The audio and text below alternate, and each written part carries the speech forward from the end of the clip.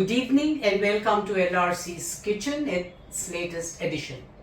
Today what I'm going to present to you is Rasam made with the seasonal fruit, the mango. The ingredients required are a raw mango.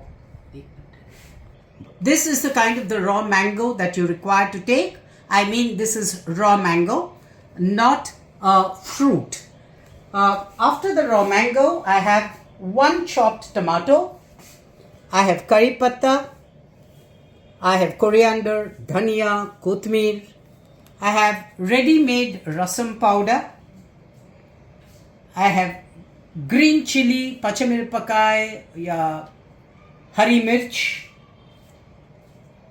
or pachamalha, ginger, inji, adrak or allam as it's called, ghee or nehi. I first boiled a mango of this kind to this shape. Very simple. Take boiling hot water, put this in the boiling hot water and let it completely be cooked.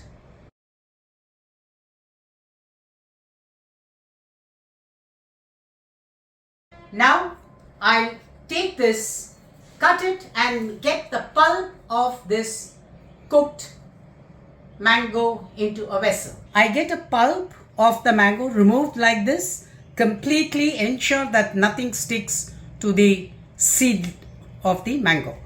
2 green chilies, a small piece of ginger, the tomatoes, 1 tomato I took for that size of mango, some curry leaves.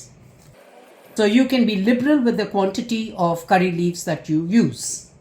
Add a bit of haldi, hing or peringayam or asafoetida as it is called. This too, I am a liberal user of this, but you can choose to use or use lesser quantity of the same. I have salt here, but I'm going to use rock salt and not powdered salt. This is salt to taste. This should be about more than a teaspoon, about 1.5 teaspoons. Remove the seed, keep it separately. I'll tell you why later. Now take this mango, put it along with the other mixture. Pulse this or grind it.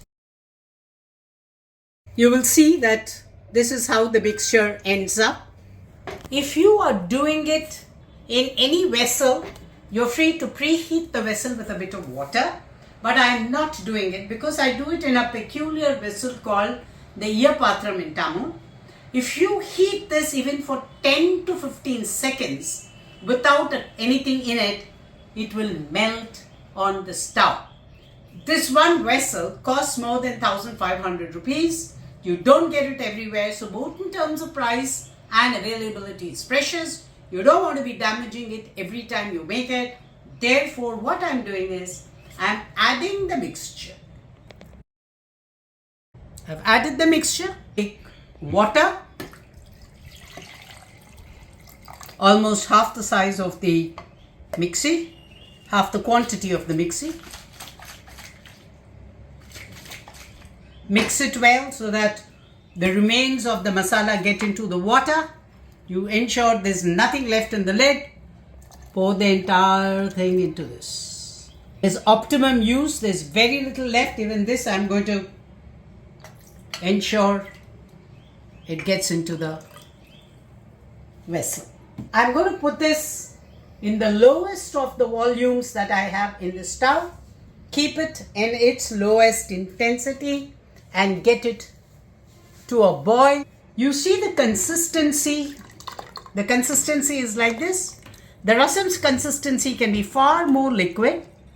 So I'm pouring this much of water to ensure that the consistency is as liquid as it can get. I told you that I have left behind this. Now to ensure that this is a little more sour, if you like it sour, put it into the liquid and let it boil. So what will happen is that the remains of the seed will also be absorbed in the heated mixture. After you have put all this, I am putting 1 teaspoon, this is a small spoon, so 2 of these spoons will constitute 1 teaspoon of ready-made rasam powder into this. Needless to say that rasam powder has a larger quantity of dhania in it and pepper in it than it has the other ingredients that constitute the general cooking of a South Indian kitchen. You now see that the rasam has come to a full boil.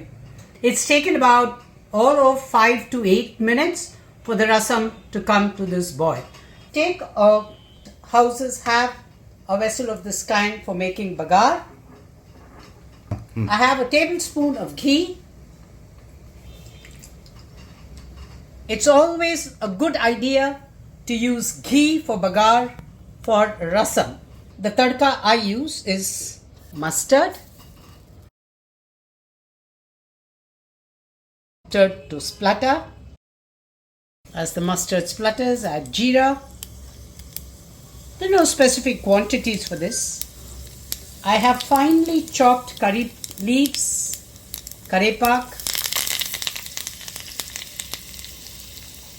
just 1 or 2 red chilies for effect more than for taste. Sign it off with yet another dose of asafetida. Now take this mixture and put it in the rasam.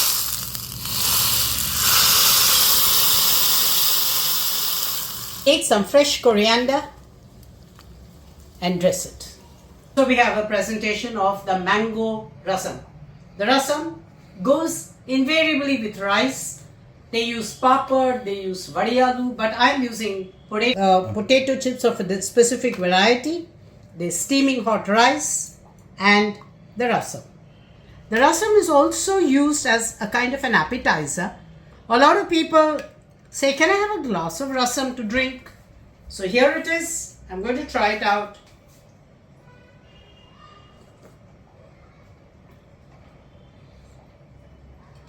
To me, partly I'm partial to my cooking. I love it. It's yummy. It's worth a try. I'm sure your inputs while cooking or telling me will enhance the next episode. So please let me know how you liked it. Do make it and come back to me with your comments. Let me acknowledge before I sign off contributions from Datu for fine-tuning the entire episode for me, and Abhinav for editing it, getting it past me for all of you to see. Good day.